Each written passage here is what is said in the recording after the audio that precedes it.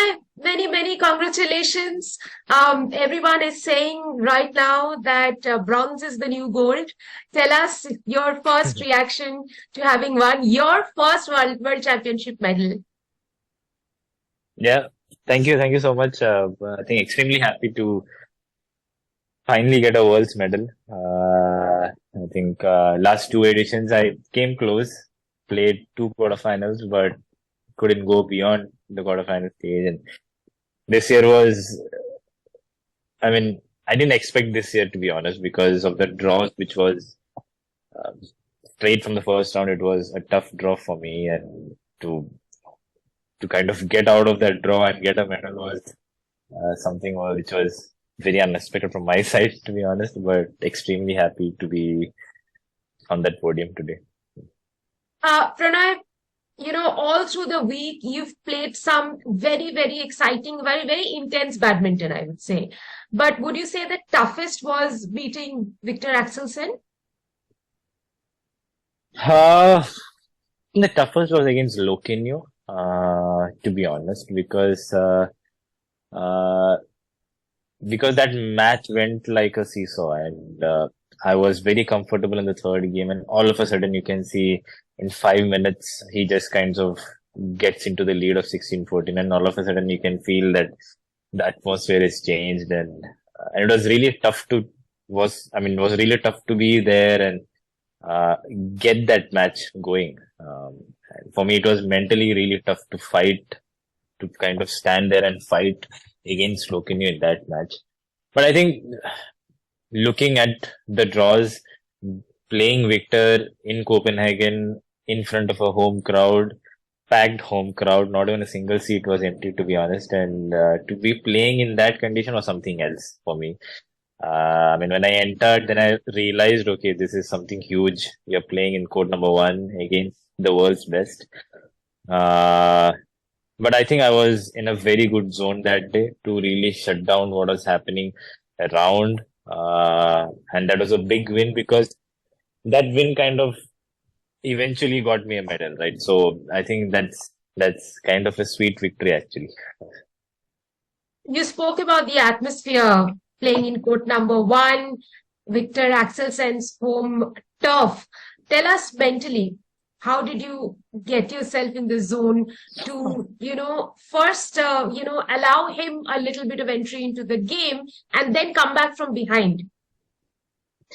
I mean, it was tough towards the start because you're kind of wondering what kind of atmosphere it's going to be, and straight away from the first point, you have realized that this is going to be people are just going to be supporting him like crazy the entire match, and so it took some time for me to settle in.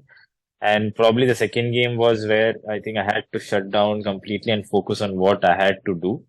And then the third game was, I think I was in a much more better state of mind.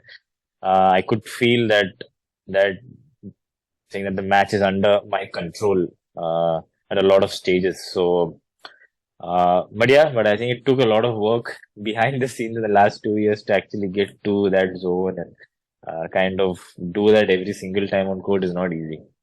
I'll talk about the behind the scene work that you've done over the last couple of years.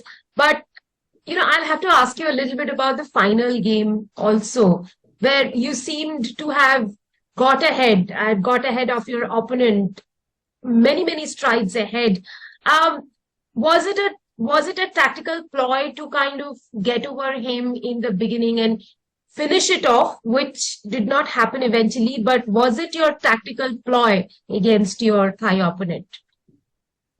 Yeah, because I knew that I'm kind of 20% short in fitness yesterday. I was pretty much sure about my body yesterday, and I knew the tactics was to go full throttle in the first two games and see how it goes. And that's why I went a little full throttle. And then when I think he started to find his pace in the second game post 8-9, and that's where the thing started to get tough for me. And third game, I think he started off really well from the bad side, and uh, but I think I I put in the entire effort which I could, and I had that much only in the tank yesterday, unfortunately, and but I think that's how it is when you play such a long tournament, big tournament, playing against big names in the previous rounds. Body takes a toll, and sometimes you just have to acknowledge that and just move on.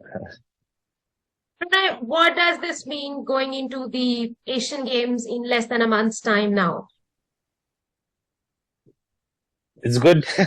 I mean, it's a good confidence booster, to be honest, because now I've understood saying that if I am physically good, then I can beat anybody on a particular day. So the most important thing is to find that right blocks of training whenever I can do. So I think post China, I'm not playing Hong Kong, and I've withdrawn from Hong Kong so that I can focus more for the Asian Games altogether. And I think before the individuals, we have the team event, which we all are looking forward to, because we have almost the exact same Thomas Cup squad for the Asian Games team event, and we would definitely want to have a medal from the team event side too for the country. So pretty much optimistic about the Asian Games.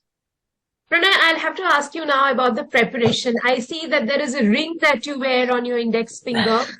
I keep seeing those ultra-human patches that, you are always wearing to probably understand your glucose levels, if I'm right.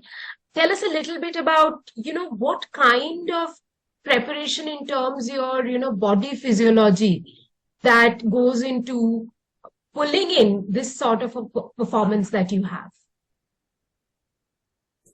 No, I think these days everybody has started to use a lot of technologies. You can see a lot of Whoop bands, a lot of polar bands. Everybody is trying to obviously track your load, your training loads in the tournament, how much fresh you are for each and every day. I think that kind of matters when you're looking at a very long picture. So I think I've also been trying to do that in the last 2 years, trying to get the load management little bit more smarter, and just don't work like every day you're trying to push hard and then you get injured. I think that kind of a system is totally not acceptable at this point of your career. So it's very important to do that load management, and all the techs kind of helps you get to that site much more easier these days than before. So that's why you can see a ring, you can see a sensor. Yeah. And what is that sensor really for? Is it to understand your digestion, your body physiology?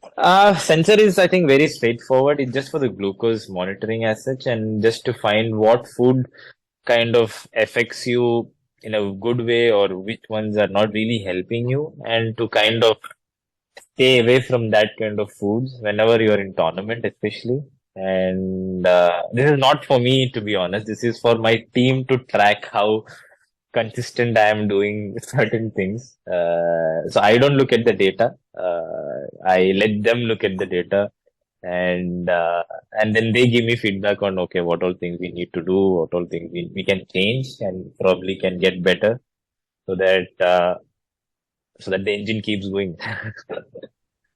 The engine has been very, very fine. Pranay, before I let you go, I'll have to ask you that one maybe food item that you really like, you haven't had the opportunity to have it during the course of the tournament. Did you have it last night? Yeah, In the last last 24 night. hours? Oh no, we tried getting a burger last night, but we didn't get. But probably today I might try to get a burger in, especially when you're in Europe, then I think you'll get good burgers. So yeah.